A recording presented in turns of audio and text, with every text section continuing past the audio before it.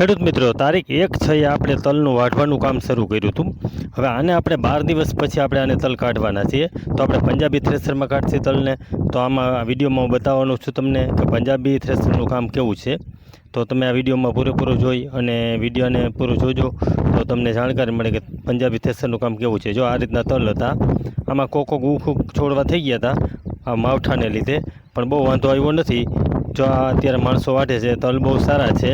હવે ઉત્પાદન કેવું આવે એ તો આપણે જોવાનું રહ્યું, જ્યારે કાઢી ત્યારે ઉત્પાદન કેવું આવે તે જોઈ. પણ તલ બહુ સારા છે. જો આ રીતના આમાં કોકો ગુહુક થઈ ગયા હતા, એમાં થોડા થોડા દાણા નીકળતા હતા, એમાં કોકો જીવડા પણ અંદર દેખાય છે, પણ બહુ વાંધો નથી અત્યારે. તો આ રીતના તલ છે અને ઉભળા કમ્પ્લીટ થઈ ગયા છે. સીધા વિધું 54 થી 55 ઉભળા થયા છે. આમાં 3 વીઘાના તલ છે અને આ રીતના જો ઉભળા થાય છે આમાં. હવે આપણે 12 દિવસ પછી આને કાઢશી. 12 થી 13 દિવસની અંદરમાં કાઢી લઈએ આને. જો માવઠું આમાં ન નડે તો વધારે સારું, કેમ કે આ વખતે માવઠાએ આપણે ખેડૂતને ખૂબ થઈ ગયા છે.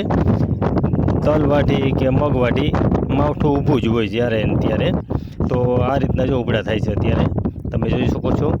હવે આપણે જો આને તલને 12 દિવસની અંદરમાં કાઢી લઈ ત્યારે હું તમને વિડીયોમાં બતાવીશ કે આ પંજાબી થ્રેશર મૂકશી, એનો વિડીયો પણ તમને બતાવીશ. તો તમે પૂરો વિડીયો જોજો અને વિડીયોને તમે ગમે તો લાઈક કરજો, શેર કરજો અને સબસ્ક્રાઈબ પણ કરજો, જેથી કરી નવા ખેડૂત મિત્રોને આ વિડીયો જોવા મળે.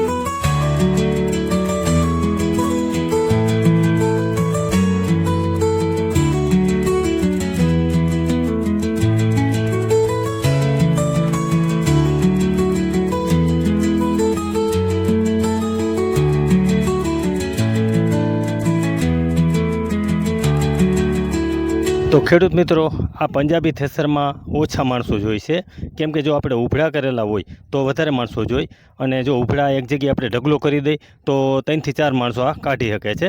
તો આમાં વધારે માણસો જોતા નથી, તો તમે ઢગલો કરી દો તો સાવ ઓછા માણસો જોઈએ છે. અને બીજું કે જો આનું કામ કેવું છે, આ રીતનો જો આમ ઢગલો હોય ને તો આ ફટોફટ ઓરવામાં આમ ઝડપ થાય છે.